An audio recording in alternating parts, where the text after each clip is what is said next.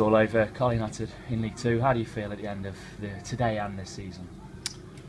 Yeah, I think it was inevitable over the last 2 weeks, although I didn't want to publicly say it. I knew it was always going to be a big ask against Wolves today, but the manner in which we lost was symptomatic of some of the really poor performances we've had, and it shows the character of this group of players. So, as I say, Tuesday will come, we'll make decisions. We've already made them, to be fair, but the players will find out on Tuesday and we move forward.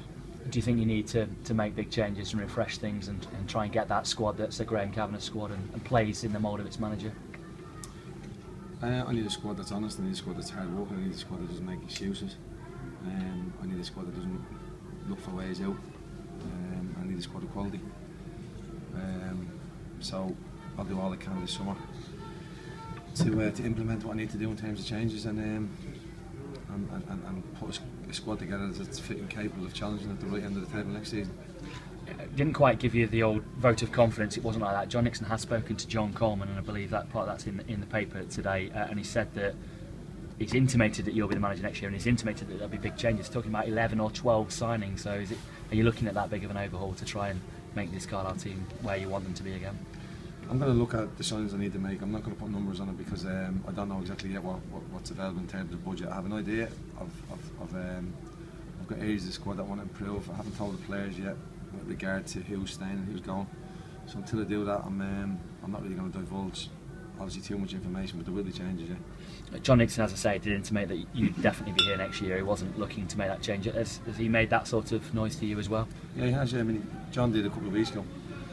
We sat down and we had a discussion based on what's going on this season.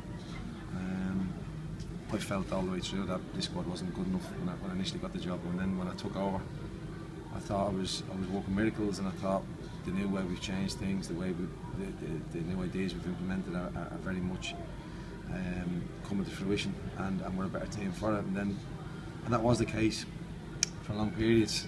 I wouldn't say we played brilliant in all the games, but with a platform and a structure which we played to, and people were prepared to listen and do the work that was needed.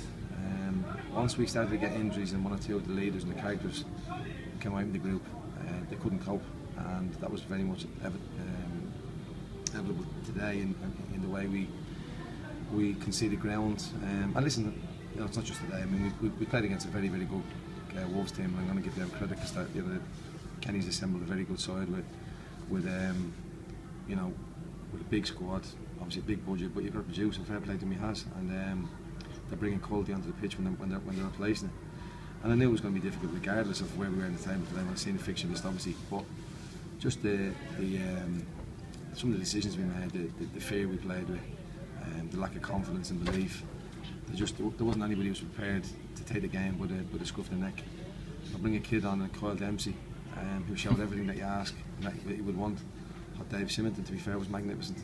I thought Sean played well, but after that there wasn't too many that I could hang my hat on and say that they were good enough at this level. Are they the sort of players that you want to build your team around? Players who are prepared to give you everything and try even in adversity? I don't think I can build me squad around players. I know what you're saying, but I don't think I can build me squad around kids. The lessons that need to be learned this season are we need to have our own players. They need to have an affinity with the football club. They need to understand what it means to play for us and what's expected. And that's regardless of who the manager is. The fans expect us to work hard and put your body on the line. And I think any professional footballer should be prepared to do that and must do that. And if they're not, they're going to find themselves on the scrap heap as some of them may find that this season. So they've had their opportunities, they haven't taken them, and we now move forward with what we have left and what we can bring in. And looking at that moving forward, you talk about, I know you've received criticism for the volume of loan players, but your hands were tied behind your back on that, as you said. When you hear the Wolves fans singing songs about their players, when you see players' names on the back of Wolves fans' shirts, we want that around the city, don't we? We want that closeness with the players again in Carlisle. Well, the only way you'll get that is to be successful. I mean, I'm sure the Wolves fans weren't buying jerseys last season, the season before, and they were struggling. And fair play to them. Kenny's come in, he's stabilised the ship. He's got rid of what he's seen as the dead wood.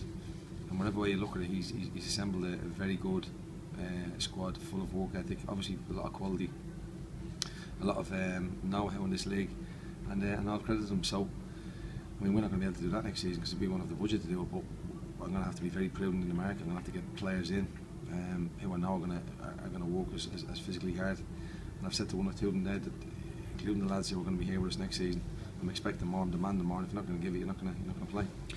The chairman came out in the week and apologised to the fans for the season that the club's had as a whole. Do you think not enough people realised that they were letting Carlisle United and their fans down at times this season? Well, I don't think the chairman should have done that, if I'm being honest, because I don't think the chairman has ever let this club down. He's only ever been after the best for the football club. There's nobody else in the city who's willing to put their hand in the pocket and fund the club. People can moan all they want. We need this and we need that, we need a board who'll do whatever. Then people aren't out there because they're not knocking the door asking to invest in the football club. Dress up how you want, that's the reality. And he's the owner because he knows what it means to the fans and what it also means to him. He's been here 50 odd years and he's desperate for this club to be successful, as I am. And I feel a huge obligation to him. I feel a huge obligation to the fans. I think the fans who came today were absolutely magnificent, and the fans have been coming to all the home games, have been absolutely top draw.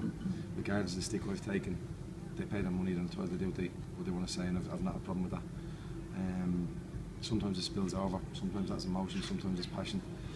Sometimes it can be out of order, but on the whole this season I wouldn't say it has been. I think they've been first class, and we owe them a season like Wolves have had this season, next season, so that when we're at this stage next season, we're hopefully singing with bells and whistles with regard to hopefully at the end of the table we want to be, which hopefully makes it successful to be in League One again.